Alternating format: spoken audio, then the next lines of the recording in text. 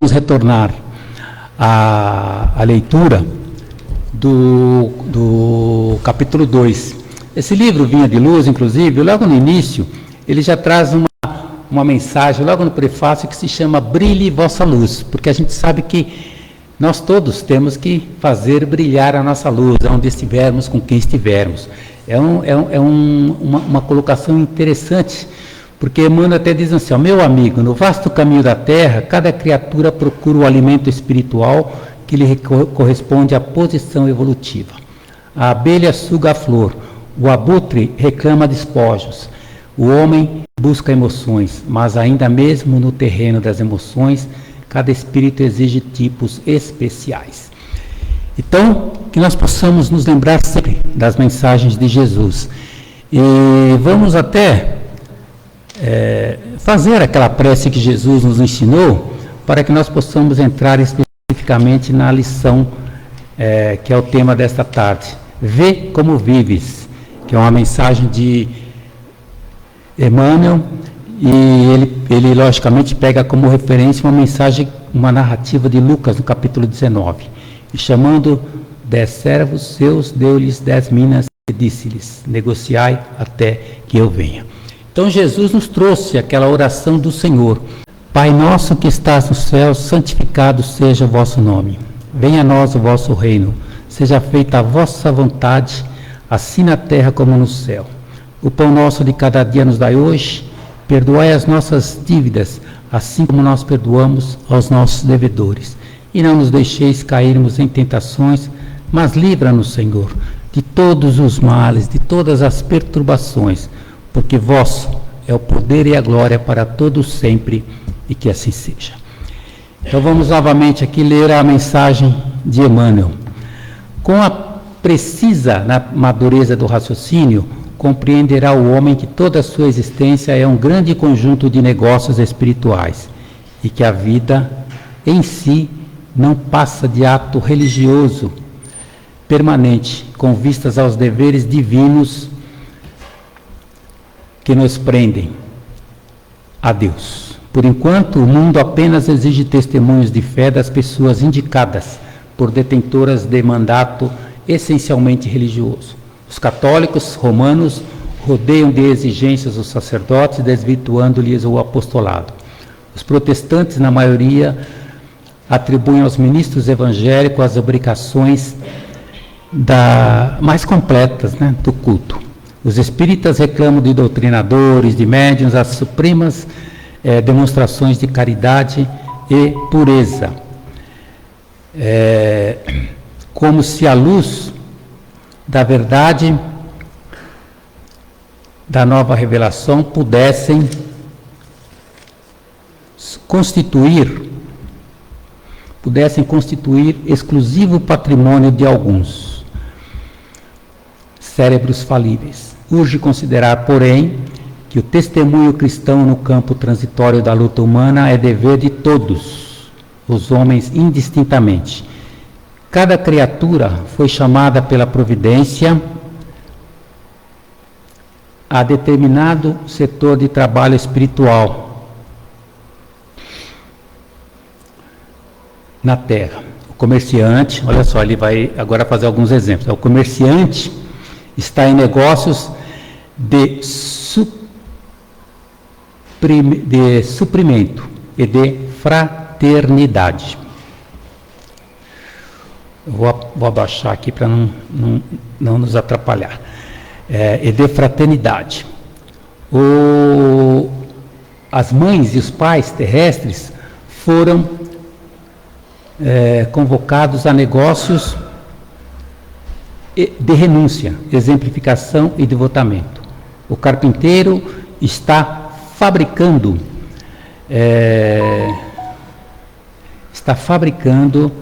colunas para o templo vivo do lar.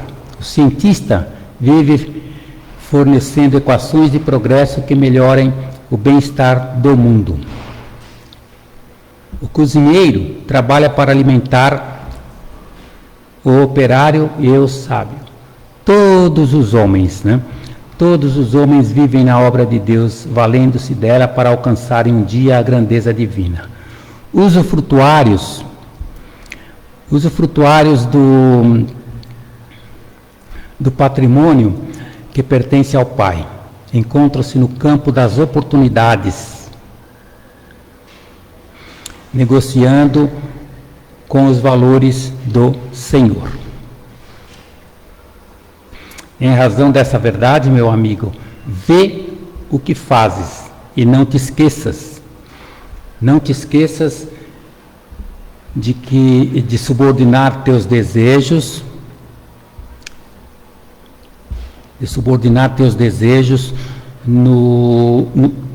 a Deus, nos negócios que por algum tempo te foram confiados no mundo. Então essa é a mensagem que nós temos, né?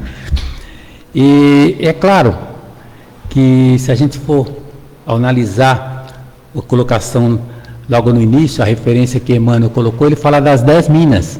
É uma parábola que Jesus trouxe, semelhante àquela parábola dos talentos. Então tem a parábola dos talentos e tem a parábola das minas. A parábola dos talentos a gente sabe, né, que ele distribuiu 5 para um, 3 para outro, né, e 1 para outro. E aí eles, logicamente, de acordo com a sua capacidade, ao final, alguns multiplicaram os seus talentos, mas teve um que escondeu por causa que estava com medo. Ele falou: Senhor, eu sei que o Senhor é severo, então eu escondi o seu talento. Mas a da mina não, ele dá a mina para cada um, né, dos 10 servos. E todos eles saem para trabalhar com aquele patrimônio que eles receberam, né? Então é por isso que a gente vai perceber que nós todos recebemos esses dons, né? Para realmente aproveitar a melhor maneira e trabalharmos, né, com Jesus.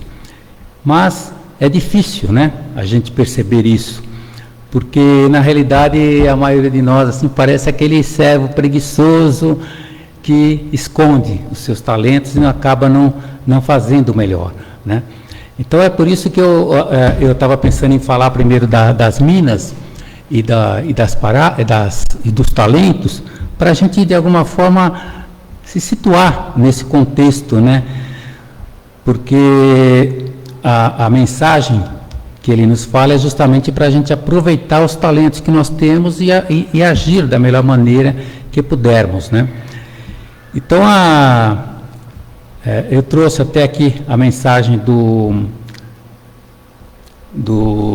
a mensagem que fala da parábola das minas, para que a gente pudesse de alguma forma entender o que está escrito ali, né? Eu estou tentando entrar aqui para mais ou menos passar essa informação, né, dessa parábola, para ver se a gente consegue, né, entender um pouco sobre isso.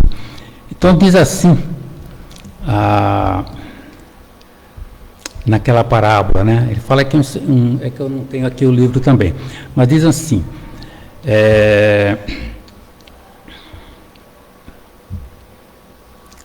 eu fechar aqui, já tentar entrar aqui nessa parábola das 10 minas, para a gente se situar nessa condição, porque todos nós recebemos essa oportunidade, né? Mas na maioria das vezes a gente não consegue colocar em prática.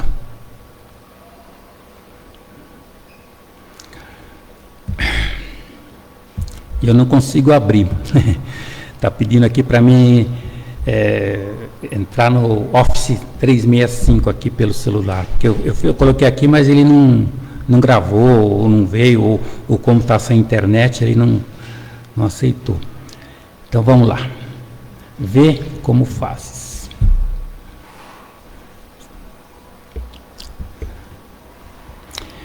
Então a gente vai perceber que ele fala dessas minas, né? Dessas 10 minas, e eu vou ler aqui só para a gente ter algumas considerações. Então diz assim a parábola.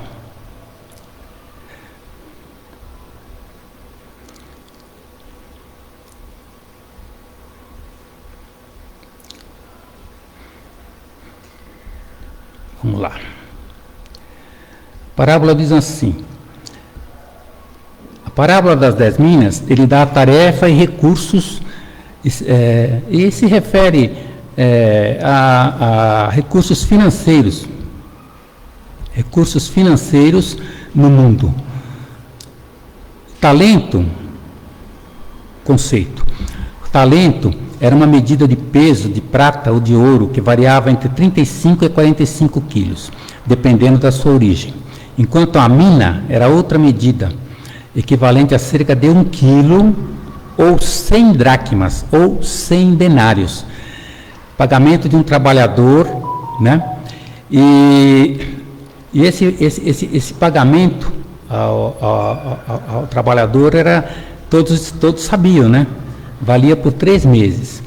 Então essa unidade monetária igual a 100 dracmas, ou seja, equivalente a quase 100 dias de trabalho.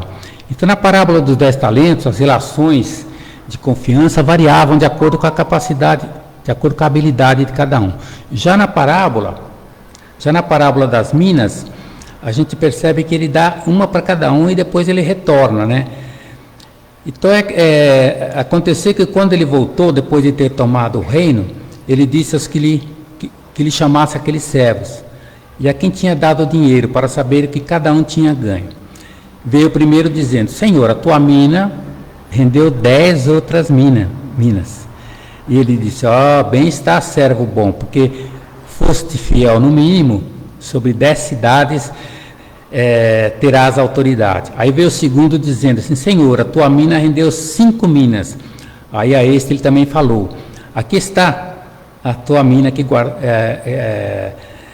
está as 5 que eu ganhei. Ele falou assim, então ele disse também: sê tu também sobre 5 cidades, porque fostes fiel. Aí veio o último, né? E falou assim: Senhor, aqui está a tua mina, eu guardei num lenço, porque eu sei que o Senhor é rigoroso, que tomas o que não pusesses e cegas o que não semeasses. Porém o servo disse: servo mau e preguiçoso, pela tua boca te julgarei. Sabias que sou homem rigoroso, que tomo o que não pus e cego o que não semeei? Por que não puseste, pois, o meu dinheiro aos banqueiros, né, para que eu vindo exigisse com juros?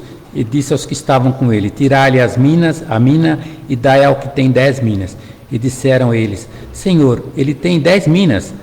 Pois eu vos digo que a qualquer um que tiver se lhe há dado, mas o que não tiver, até o que tem lhe será tirado.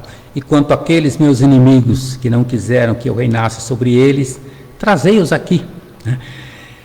Então a parábola das 10 minas é semelhante à parábola dos 10 talentos. Muitas vezes, né, nós deixamos de realizar algo de bom porque temos medo. Aquele que estava com a mina teve medo, aquele que tinha o talento também teve medo, e assim por diante. Então o que fala isso aí? Fala de fidelidade, fala de perseverança, para continuar agindo, para mostrar que o reino que estava propondo era espiritual e nada aconteceria tão rápido quanto ele esperava. Isso aí, se a gente for ler no contexto todo, tem muita mais coisa, né? Mas não dá tempo para a gente ler tudo. Então é por isso que a gente vai perceber que essa parábola ela explica que a inatividade, o desperdício de talento, ou seja, o que é esse desperdício de talento? É o dom espiritual, não agrada a Deus. A missão do servo é ser luz para o seu semelhante, compartilhar dos dons. Por isso é que eu falei do início aqui de brilhar a vossa luz. Então, todos os bens que nos foram dados por Deus, seja sabedoria, inteligência, palavra, habilidade, fé, né, confiança em Deus, generosidade, bondade, compaixão, misericórdia, perdão. Mas nessa parábola a gente vê que tem esse lado triste, né, daquele que escondeu porque teve medo. Então nós todos sempre temos uma desculpa, né, para a nossa indiferença às reivindicações. Então, essa mensagem vai nos ajudar muito, né? Para a gente refletir. Essa mensagem que está em linha de luz vai nos ajudar muito, para que a gente procure fazer o melhor que pudermos. Então, falando um pouco sobre essas parábolas, agora vamos àquela a reflexão, né? Então a parábola das 10 minas, ela enfatiza o que? A importância da fidelidade e do serviço a Deus até a volta de Jesus. Por isso devemos utilizar sabiamente os recursos que Deus nos confia, né? Quer dizer, na realidade a parábola de Jesus fala do retorno daquele Senhor que estava longe, né? Além disso, devemos entender que as nossas ações têm consequências e que Deus nos chama a sermos diligentes com os nossos dons, né? Com os nossos dons que Ele nos deu, né? Nessa parábola, Jesus nos incentiva a sermos proativos em nossa caminhada, investindo no crescimento espiritual e na propagação do amor e da mensagem do Evangelho. Por isso, Emmanuel, em conformidade com essa narrativa da parábola, nos inspira alertando que a lição do Evangelho, nesta tarde, né, nos fala do testemunho cristão no campo transitório de luta humana. É dever para todos os homens. Lógico, essa bela página de Emmanuel destaca que nós devemos agir no mundo também. É o desafio para nós que coloquemos em prática, que busquemos priorizar o nosso lado espiritual sem nos afastar, sem nos distanciar da atividade que nós fazemos, ou seja, o trabalho e tal. Então aqui não quer dizer que nós devemos agir só na casa espírita, ou só no templo, ou só lá onde estivermos, né? Por quê? Porque ele não fala só de religiosidade. Por isso é que ele fala, vê o que fazes, e aonde está, e como fazes, né? Então é por isso que ele diz lá, que ele fala de negociar, né? Usar a madureza de raciocínio. Então não basta só a religiosidade. Jesus não fazia distinção do templo, né? Ou do mundo, ou do trabalho que a gente faz, né? Então nesses dias, o mundo inteiro é altar de oração e trabalho. Em cada oportunidade, nós temos um campo, né, de espiritualidade. Às vezes até nos comportamos de maneira diferente, né? Uma pessoa age de uma maneira, seja na casa espírita, ou seja num templo, né? A pessoa até fala diferente. Agora, quando ela está lá fora, ela já fala de outra maneira. E nós devemos agir assim em todos os lugares, né? Tem pessoas que mudam esse comportamento, né? Muda a voz de uma maneira mais mansa, mais tranquila. É um desafio que encontramos, né, para o desenvolvimento de nossa espiritualidade, da nossa religiosidade, em todos os momentos e circunstâncias de nossa vida. Porque Deus não criou só templos no mundo. Criou o mundo todo, criou o universo. Tudo que existe está colocado como caminho mais profundo. E tudo que fazemos e realizamos na vida, e é lógico, por isso é que nós temos que pensar no trabalho, nos negócios, né? Por isso é que ele fala do comerciante. O comerciante está no negócio do mundo, mas também está no negócio espiritual. Ou seja, no negócio espiritual ele também vai fazer o quê? Vai fazer o intercâmbio, a troca, a fraternidade, né? A dona de casa, num trabalho de relações, de afeto, mais importante da vida, né? A faxineira faz aquele trabalho de espiritual, de ordenar, organizar. Isso vale para tudo, vale para estudante, vale para babá, para administrador, para o empresário, enfim, para todos. Saber lidar com as limitações, autoconhecimento.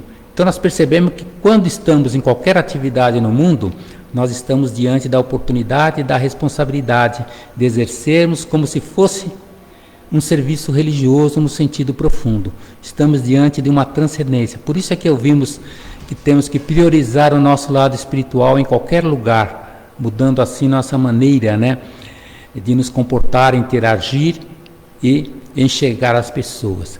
Então por isso que tem uma mensagem de Khalil Gibran Khalil no livro O Profeta, em que depois ele fala um monte de coisa, né? Ele falou sobre os filhos, falou sobre a vida, falou sobre a morte, falou sobre isso, falou sobre aquilo.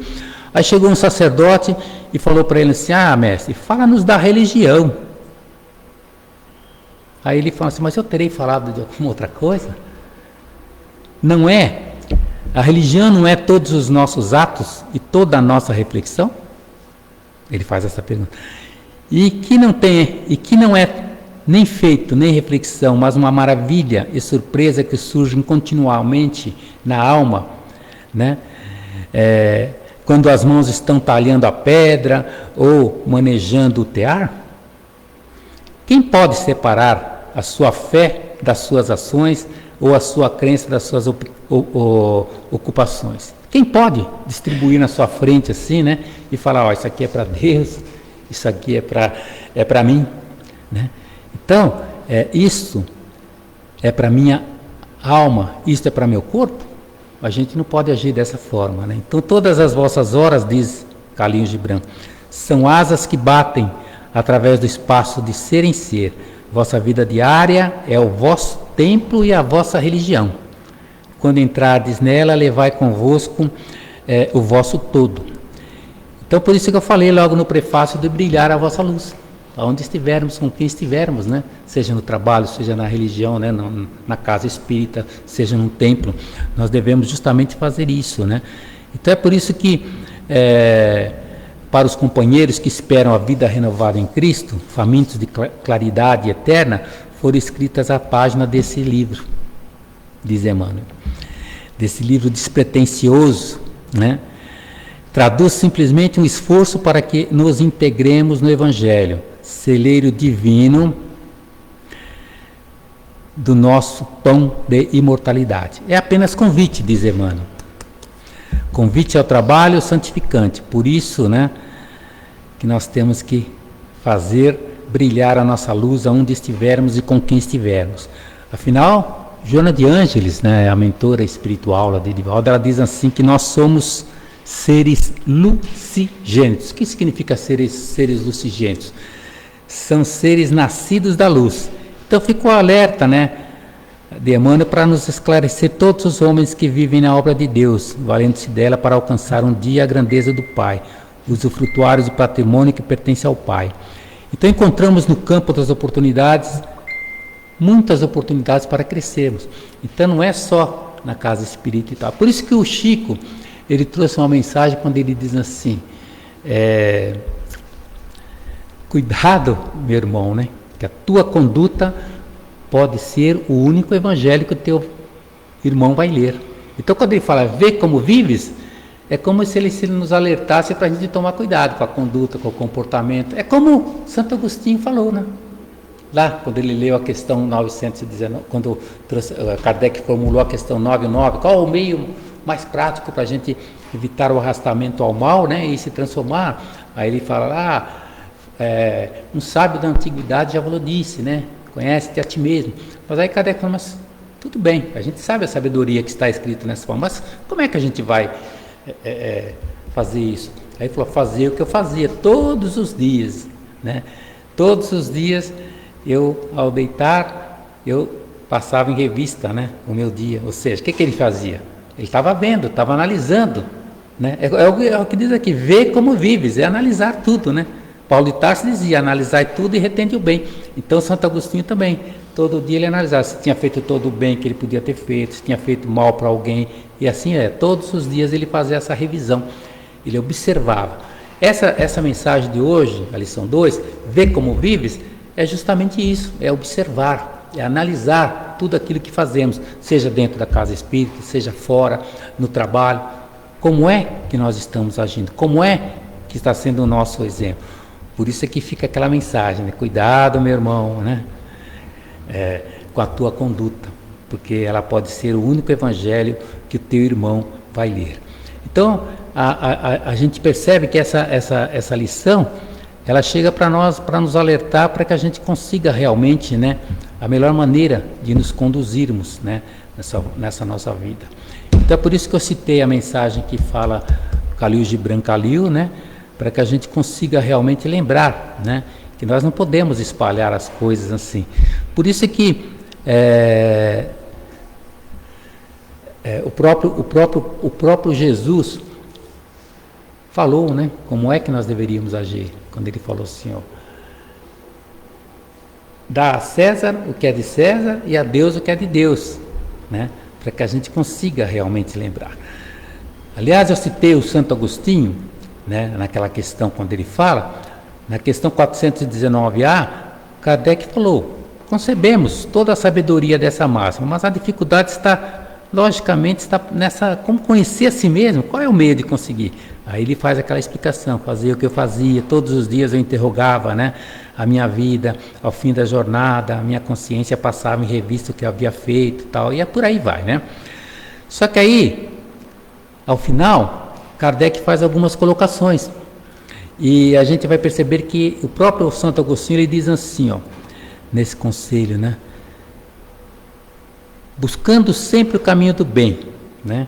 Pois muitas faltas que nós cometemos passam despercebidas. Para nós, seguindo os conselhos de Santo Agostinho, se nós interrogássemos frequentemente a nossa consciência, que praticamente isso, ver como vives ou ver o que fazes, veríamos quantas vezes falimos sem perceber, por falta, né, de buscar a natureza e o móvel dos nossos atos. E essa forma, diz até o Kardec, essa forma interrogativa tem alguma coisa de mais precisa do que uma máxima, que frequentemente não aplicamos a nós mesmos. Por quê? Ela exige respostas, né, categóricas, sim ou não, que não deixam alternativa. São igualmente argumentos pessoais. E pela soma das respostas que nós dermos, né, nós vamos, pode-se calcular a soma do bem e do mal que está em nós.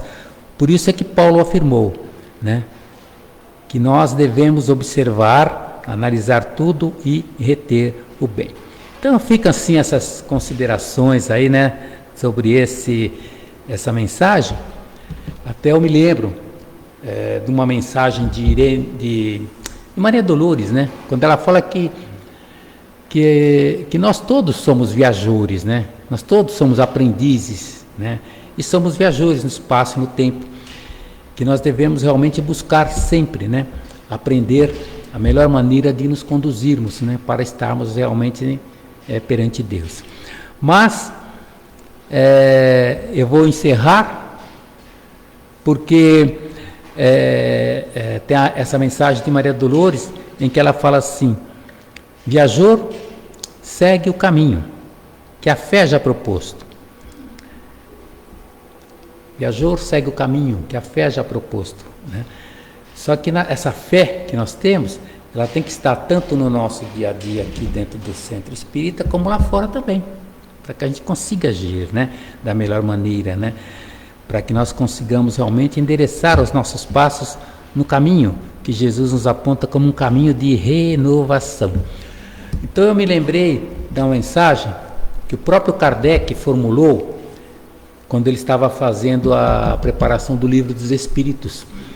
Ele falou assim: nossa, eu vejo aí tantos espíritas, né, que são dedicados, são diretores de casas espíritas, tem uma ficha assim, uma ficha exemplar de trabalhos prestados, e chegam aqui e tem uma consciência de culpa danada, parece que eles não fizeram nada. Por que isso, né?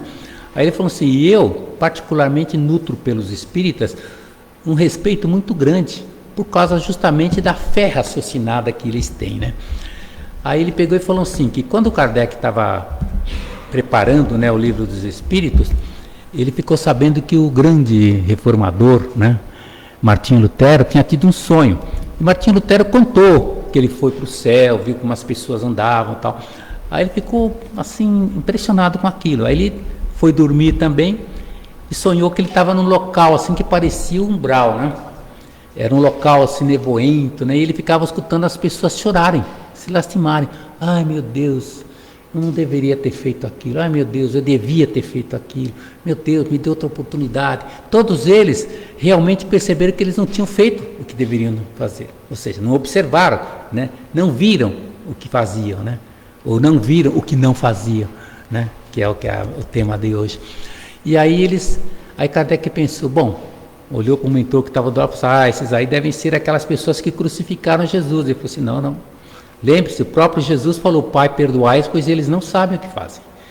Todos eles já tiveram oportunidades benditas de reencarnarem, né, em processo redentor, e já saíram dessa situação. Aí Kardec pensou: então aí estão aquelas pessoas que crucificaram Jesus. Aí falou assim: também não, né? O próprio Jesus falou, né? Ele falou assim: então são aqueles grandes imperadores, né, que ostentavam o poder e traziam sofrimento para o povo. Também não. Esses grandes imperadores, apesar de ostentar o poder, não tinham um pingo de evangelização. Todos eles também já conseguiram. Alguns estão estagiando por aí, mas a maioria já saiu dessa situação. Aí ele pegou e pensou: então quem são essas criaturas que me dá tanta pena, né? Aí ele lembrou Gengis Khan, Átila e tantos outros guerreiros. E no fim, o mentor falou assim, não, esses guerreiros também não estão por aqui. Ele falou, então quem são essas criaturas que me dá tanta pena de ver chorar dessa forma? E lastimarem, né, o seu comportamento, a sua conduta. Aí o mentor falou, aí estão justamente aquelas pessoas que estavam plenamente informadas a respeito da lei, da regra, né? Todos eles sabiam o que deveriam fazer e não o fizeram por livre e espontânea vontade. Para esses, um novo berço é muito mais difícil. Aí ele acordou assustado e formulou de imediato, para não esquecer, né, a questão 642 do Livro dos Espíritos, que diz: para ter um futuro venturoso, bastará o homem evitar o mal? E a resposta dos Espíritos: não basta apenas evitar o mal, mas sim fazer o bem no limite das suas forças, porque o homem também será considerado culpado pelo mal que vier dele não ter praticado todo o bem. É a questão, né, do bem e do mal. Esse mês de abril nós falamos sobre Chico, que era considerado o apóstolo do bem, né, o verdadeiro homem de bem. E homem de bem, a gente sabe o que é homem de bem, é aquele que pratica a lei de amor, de justiça e de caridade, na sua plena extensão. Mas a gente não consegue, né? O próprio Paulo de Tarso, ele dizia assim, mas uma coisa acontece comigo, o bem que eu quero fazer, esse eu não faço, mas o mal que eu não quero, esse eu faço. Porque ele dizia que tinha uma lei dentro dele, né? Ele falou assim, o bem que eu quero fazer, né? Eu quero fazer o bem, mas dentro de mim tem uma lei que me diz que eu ainda tenho muito mal dentro de mim. Então, que nós possamos nos lembrar dessa mensagem e procurar endereçar os nossos passos no caminho do bem. Por quê? Nós devemos ver o que fazemos, nós devemos ver como fazemos, né? Da melhor maneira. É uma análise que nós devemos fazer constantemente no nosso dia a dia. Por isso, vamos encerrar lembrando, né, a Jesus, porque Jesus é o recurso maior das nossas vidas e é a Ele que nós devemos realmente seguir sempre adiante. Então, Maria Dolores traz uma mensagem que ela diz assim, que os problemas, as aflições e o desespero são fases transitórias da estrada fora. Recorda a lição de toda hora, exigindo-te a compreensão. Não te entregues, segue em frente, que as nuvens afastam-se depressa quando nós oramos sem pressa, pedindo a Deus o seu perdão. Nós vemos os estampidos das guerras, gerando a violência, o ódio, mas lembra-te daquele que fez-se amor da grandeza celestial. Pois não há coração que respire e nem sobreviva aos golpes do veneno, mas todo ato de amor, mesmo pequeno, é benefício contra o mal. As situações penosas e infelizes são quadros de desespero e dor, mas olha, até as mãos doentes estão espalhando, estão amparando o amor, como se fossem fontes de divina luz. Sejamos, pois, um servidor humilde, pronto a servir sem receios, pois todos os recursos têm seus meios e a nossa força é Jesus. Então, com Jesus, nós encerramos dizendo: Pai nosso que estás nos céus, santificado seja o vosso nome. Venha a nós o vosso reino. Seja feita a vossa vontade, assim na terra como no céu. O pão nosso de cada dia nos dai hoje. Perdoai as nossas dívidas, assim como nós perdoamos aos nossos devedores. E não nos deixeis cairmos em tentações, mas livra-nos, Senhor, de todos os males, de todas as perturbações, porque vosso é o poder e a glória para todos sempre, e que assim seja.